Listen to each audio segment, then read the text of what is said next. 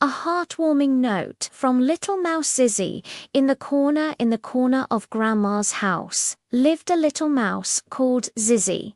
He has a short coat of grayish-brown fur, as if wrapped in a soft little velvet blanket.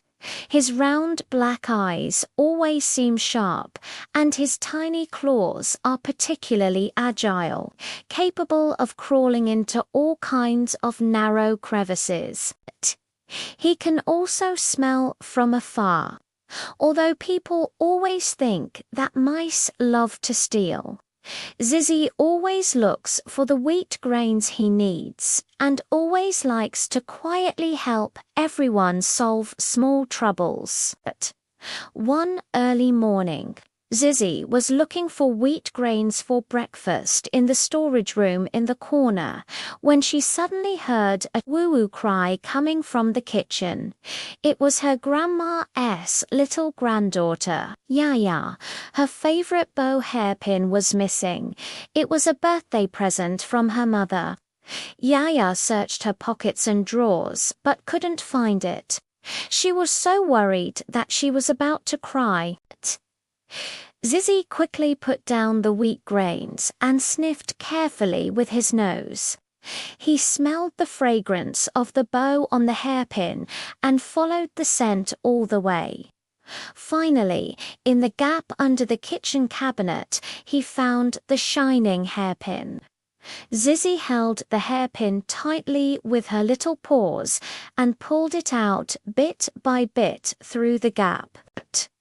She even deliberately placed the hairpin on the windowsill where Yaya could see it. Yaya saw the hairpin and jumped up happily, whispering to the windowsill, "Thank you so much.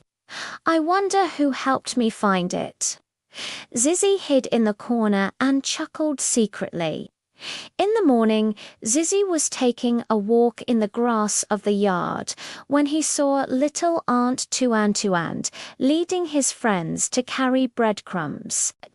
But the breadcrumbs were too big and got stuck in the crevices of the stones, and no matter how hard they were pushed, they couldn't be moved. Zizzy hurried over, gently pried open the crevices of the stones with his little paws, and also helped the ants break the breadcrumbs into small pieces. "Now you can carry them." Tuan shook her antennae at Zizzy and pushed a small piece of breadcrumbs towards her, saying, "Thank you, Zizzy, you're so amazing." Zizzy bit the breadcrumbs, feeling sweet in his heart. At noon, the sun was scorching hot. Zizzy noticed that the newly hatched little sparrow had accidentally fallen out of its nest and landed beside the flower pot in the corner. The sparrow's wings were not yet fully grown, and it couldn't fly back. It was so anxious that it made a chirp-chirp sound. Zizzy quickly found a big leaf, dragged it with its claws, and slowly walked to the little sparrow.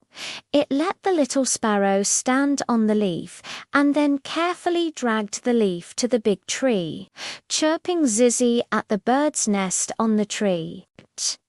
When the mother bird heard this, she flew down and carried the little sparrow back to the nest. She also flapped her wings at Zizzy, as if saying, "Thank you." In the evening, the setting sun dyed the courtyard orange. Red Zizzy was sitting by the pile of wheat grains in the corner, surrounded by Tuan and the little sparrows that had come to watch him secretly. Everyone was sharing the wheat grains and breadcrumbs, and Zizzy was chewing the food. Suddenly, I felt that although I was just a tiny mouse, being able to help Yaya find hairpins, help ants carry breadcrumbs, and even save little sparrows was much happier than looking for wheat grains alone. It turns out that even a tiny mouse can, with its wit and kindness, become a little helper in the corner, bringing joy and help to every friend. When the moon rose, Zizzy was still patrolling the corner, occasionally making a zizzy sound to the night sky, as if greeting the stars. The yard of Grandma's house is quiet, with only the chirping of insects and the soft footsteps of squeaking.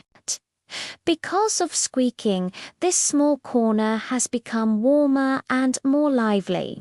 Such days are sweeter than sweet wheat grains and more comfortable than soft velvet blankets.